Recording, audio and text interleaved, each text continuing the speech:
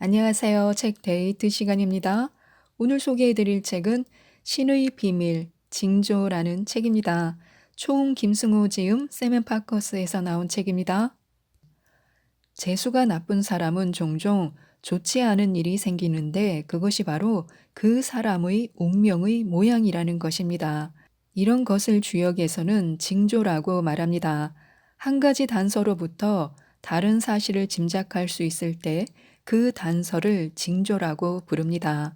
이 책은 징조가 무엇이고 왜 발생하며 어떻게 나타나는지, 그리고 어떤 징조가 어떤 미래를 예고하는지, 징조를 어떻게 해석하는지, 또 징조를 읽고 운명을 어떻게 개선할 것인지를 알려주고 있습니다. 징조를 해석해 좋은 운명을 끌어당기고 나쁜 운명에 대비할 수 있도록 많은 도움을 주는 책인데요. 몇 가지만 살펴보도록 하겠습니다. 그저 일회성 우연인지 아니면 운명을 알려주는 징조인지 한 가지 사례를 들어드리도록 하겠습니다. 자영업자인 씨는 착실하고 양심 바른 사람이었습니다. 어느 날 씨에게 잠깐이나마 놀라운 일이 생겼습니다. 자고 일어나 보니 통장에 상당히 큰 돈이 들어와 있는 것입니다. 씨는 이리저리 생각해 보았으나 돈이 들어올 데가 없었습니다. 이 돈은 도대체 누가 보냈을까요? 씨는 궁금한 마음에 은행에 가서 자초지종을 알아보려고 했습니다. 그러나 은행까지 갈 것도 없이 잠시 후 그 돈이 다시 빠져나갔습니다. 아마 누가 돈을 잘못 입금했고 은행에 신고해 금세 원래대로 돌려놓은 것 같았습니다. 씨는 몹시 아쉬웠습니다. 그 돈이 정말 내 것이었다면. 그러나 돈은 원래 주인에게 돌아갔고 씨는 헛김이 새고 말았지만 크게 실망할 일도 아니었습니다. 잠시 화도 났지만 사실 그럴 일은 아니었습니다. 실수로 들어온 돈이고 씨가 손해본 것은 전혀 없으니 말입니다. 그런데 며칠 후 똑같은 일이 또 생겼습니다. 큰 돈은 아니었지만 또 출처를 알 수 없는 돈이 슬쩍 들어왔다가 나간 것입니다. 이번엔 화가 났습니다. 사람 놀리는 것도 아니고, 그러나 이번에도 마찬가지로 실망할 일은 아니었습니다. 씨는 매사에 성실하고 양심적인 사람이었기 때문에 그저 김이 좀 셀 뿐이지 별일은 아니었습니다. 씨는 금세 그 일을 잊어버리고 일상생활로 돌아갔는데 그날 이후부터 웬일인지 장사가 매우 잘 되는 것입니다. 그래서 실제로 제법 많은 돈을 벌게 되었습니다. 자신에게 일어난 일련의 사건을 연결시켜 생각해보고 씨는 흐뭇해했습니다. 우연히 잘못 들어온 돈이 무엇인지 궁금했는데 진짜로 나에게 돈이 들어오다니. 남의 돈이라도 나에게 들어왔다가 나가면 이는 좋은 징조입니다. 징조는 이런 식으로 찾아옵니다. 돈이 잘못 들어온 경우가 딱 한 번뿐이었다면 그냥 우연일 수도 있습니다. 그러나 두 번이나 그런 일이 일어난 것은 예사로운 일이 아닙니다. 징조란 원래 희귀하게 일어나는 법입니다. 우연히 여러 번 겹친다거나 아주 기이한 사건들은 대개 징조입니다. 씨가 경험한 일은 돈이 잘 들어올 징조였습니다. 세상에 일어나는 수많은 사건은 징조일 수도 있고 아닐 수도 있습니다. 그저 일회성 우연에 그치는 일일 수도 있습니다.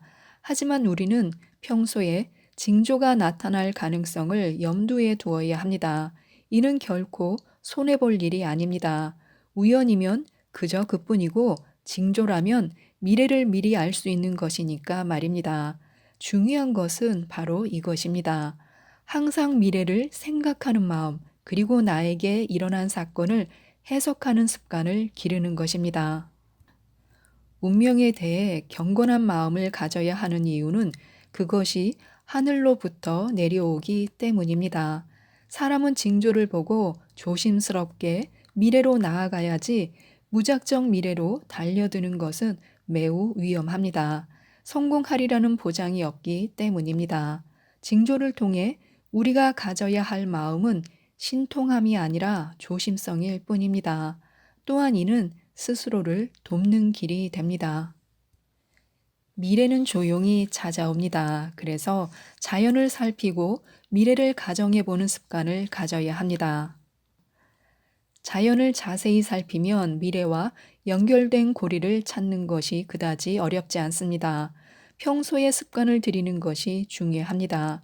무슨 일이 발생하면 그 자체만 보지 말고 이로 인해 어떤 연쇄 반응이 일어나는지 살펴봐야 합니다. 무엇과 연결되어 있고 원인이 무엇이며 결과는 또 어떻게 될지를 넓게 살피는 것입니다. 이런저런 가정을 해보고 미래에 일어날 수 있는 일을 생각해 보라는 뜻입니다. 물론 공연히 걱정을 키우거나 망상에 빠질 수도 있습니다. 그러나 10번 틀려도 한 번 맞출 수 있다면 커다란 이익을 얻는 일입니다. 항상 이리저리 미래를 가정해 보는 습관을 들여야 합니다. 세상 일은 언제 어디에서 어떤 일이 발생할지 알 수가 없습니다. 그래서 긴장을 늦출 수 없는 것입니다. 그렇다고 해서 공연한 불안증이나 신경쇠약 증상을 일으킬 필요는 없습니다. 약간씩만 미래를 염두에 두고 두루 살피며 살라는 뜻입니다. 오늘 지금 무슨 일이 일어났는지 이것은 결코 무심코 넘길 일이 아닙니다. 모든 현상이 미래의 단서이기 때문입니다. 별일 아닌 것에 운명의 힌트가 숨어 있기도 합니다. 어떤 미래는 조용히 찾아옵니다. 60대 남성인 K는 그저 평범한 가장입니다. 수입은 별로 많지 않아 근근히 살아가고 있습니다. 다행스러운 것은 K가 아직 건강하다는 것입니다. K는 나름대로 자기 일을 열심히 하면서 부자는 아니어도 성실하게 살아가고 있습니다. 최근 그에게 재미있는 일이 생겼습니다. 딸이 첫 월급을 받았다고 그에게 용돈을 준 것입니다. 이런 어려운 시국에 취직한 것만도 대견한 일인데 월급을 탔다고 아빠 용돈까지 챙겨준 것입니다. K는 속으로 많이 흐뭇했습니다. 그런데 K의 회사에서 또 재미있는 일이 생겼습니다. 그동안 밀렸던 임금을 받은 것입니다. 어차피 받을 돈이긴 했지만 예상치 못한 현찰이 생기니 기분이 좋았습니다. 딸에게 용돈도 받고 회사에서 밀린 임금도 받았기 때문에 K는 지갑이 두둑해졌습니다. 좋은 일은 여기서 끝나지 않았습니다. K는 얼마 전에 친구가 하는 일을 잠깐 도와주었습니다. 돈을 받으려고 했던 일은 아닌데 친구가 고맙다며 사례금을 준 것입니다. 큰 돈은 아니었지만 요즘 들어 자꾸만 조금씩 조금씩 돈이 생기는 듯해 신기하고 즐거웠습니다. K는 앞으로도 뭔가 일이 잘 풀리는 운명으로 나아가는 것인가 하는 것까지 생각해 봤습니다. 자신에게 일어난 일련의 일들이 기분을 들뜨게 만든 것입니다. 그런데 과연 K에게 일어난 일은 징조라고 볼 수 있을까요? 맞습니다. 충분히 징조로 볼 수 있습니다. 푼돈이라도 무언가 예상치 못한 돈이 자주 생기면 이는 좋은 징조입니다. 이것은 풍산점이라는 괴상입니다.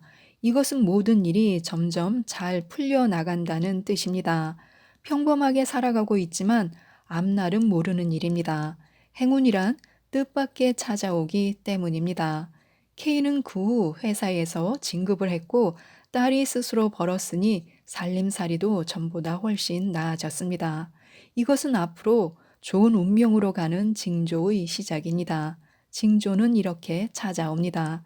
별일 아닌 것에서 운명을 엿볼 수 있는 것입니다.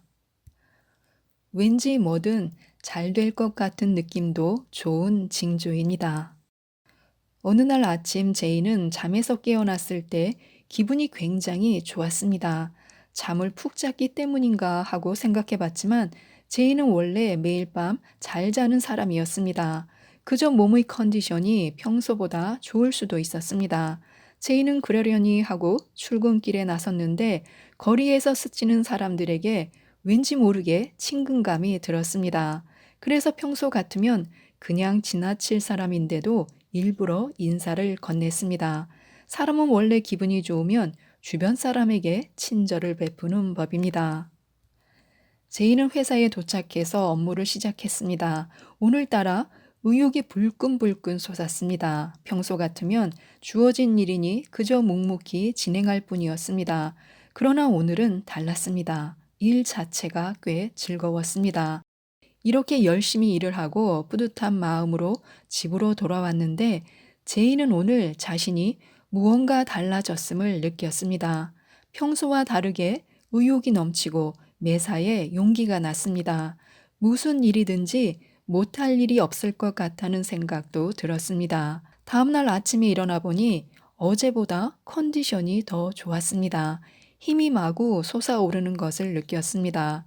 의학에서는 사람이 너무 우울한 것도 병으로 보지만 반대로 기분이 지나치게 좋은 것도 병으로 간주합니다.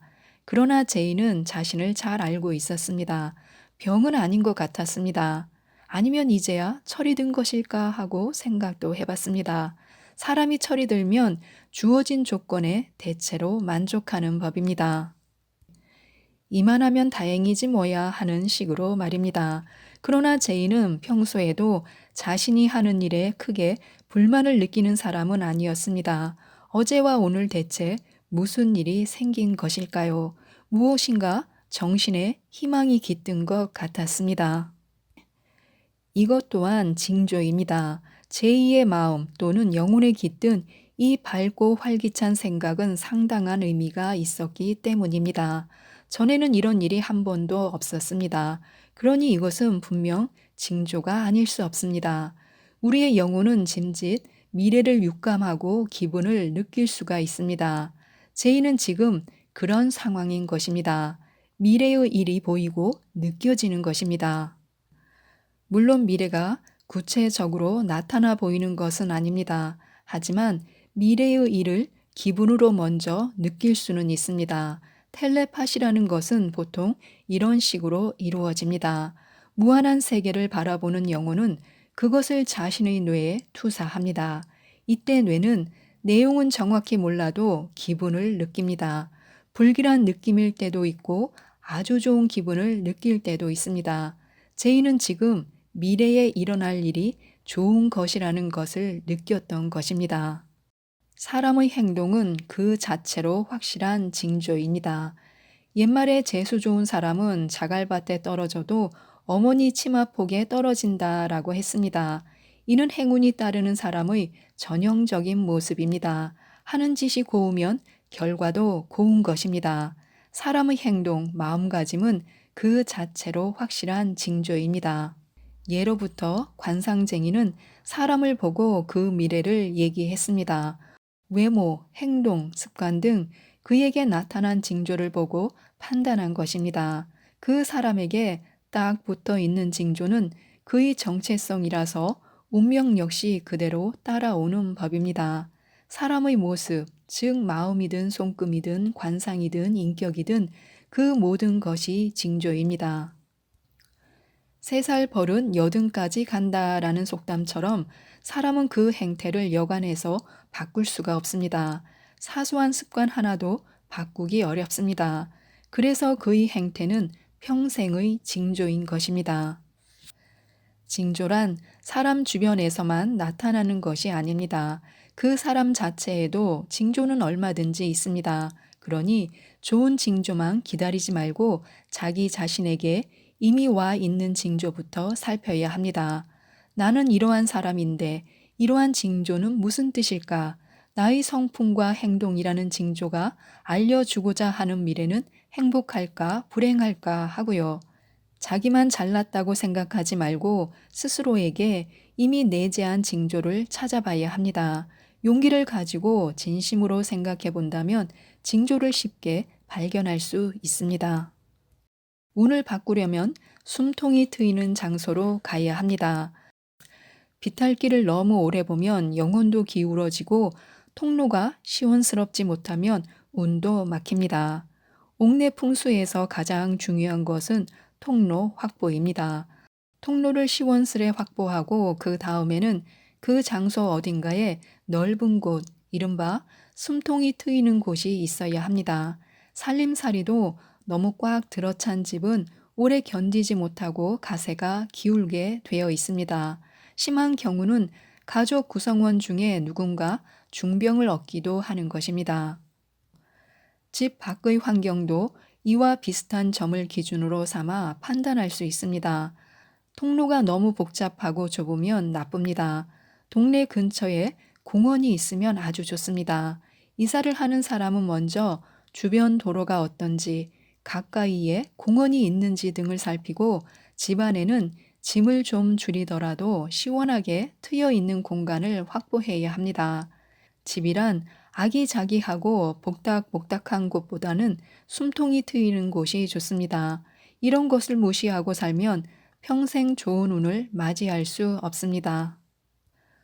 운명을 바꾸거나 새로 만들 수 있나 하고 생각할 때가 있습니다. 우선 알아야 할 것은 운명의 종류가 아주 많다는 것입니다. 어떤 것은 쉽게 바꿀 수 있지만 또 어떤 것은 바꾸기가 매우 어렵습니다. 기준이 딱히 정해져 있는 것은 아니지만 이는 개인의 역량에 의해 차이가 납니다. 능력이 적은 사람은 능력을 키우면 되는 것이므로 이 역시 운명을 바꿀 수 있는 것에 해당합니다. 사람은 누구나 먼 미래에 자신이 이루고자 하는 꿈을 꾸며 살아갑니다. 부자가 된다거나 명예로운 사람이 될 것이라는 등 희망을 품고 살아갑니다. 그러나 생각할 것이 있습니다. 어째서 막연히 자신에게 행운이 올 것이라고 생각하는지를 말입니다. 어쩌면 매우 불행해질 수도 있는데 말입니다. 나는 부자가 되고 싶다라는 꿈을 가졌다고 치면 이것만으로 부자가 될 수 있는지 생각해 보는 것입니다. 당연히 그럴 수는 없습니다. 그런데도 왜 우리는 스스로가 부자가 될 수 있다고 믿는 것일까요? 우주는 보면 있습니다. 이것은 매우 중요하고 간편한 것인데 우리의 운명도 이와 같다는 것입니다. 미래란 무한한 가능성으로 아지랑이처럼 널려 있습니다. 그런데 우리는 미래의 어떤 것을 보고 있는 것일까요? 보는 것이 분명하다면 그 미래는 올 것이 틀림없습니다. 보면 있는 것이니까요. 그러나 막연히 미래를 꿈꾸며 그것을 봤다고 말하면 안 됩니다. 좀 더 구체적이어야 합니다. 미래의 부자가 되기를 희망한다면 어떻게 돈을 버느냐를 생각해 봐야 합니다. 하늘에서 돈이 뚝 떨어질 거라 기대하지는 않을 것입니다.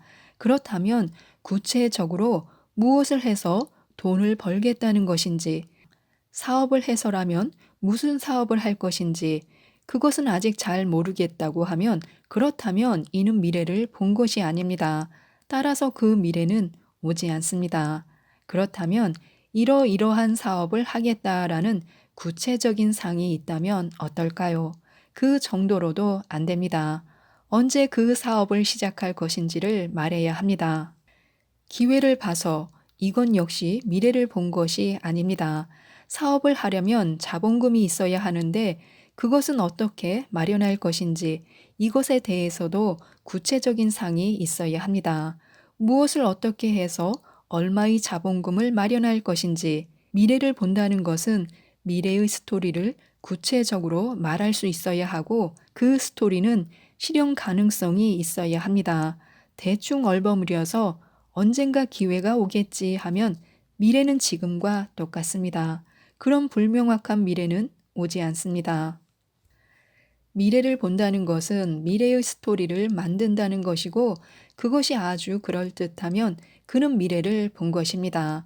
그가 본 미래는 반드시 오게 되어 있습니다. 왜냐하면 보면 있는 것이기 때문에요. 이것은 우주 최고의 진리입니다. 미래의 부자가 되고 싶다면 먼저 최대한 구체적으로 상상을 해서 그럴듯한 소설을 준비해야 합니다.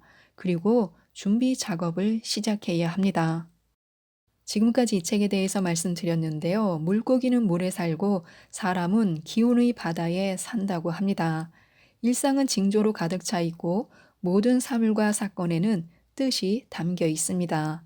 조금만 관심을 가지면 징조가 알려주는 뜻이 보입니다.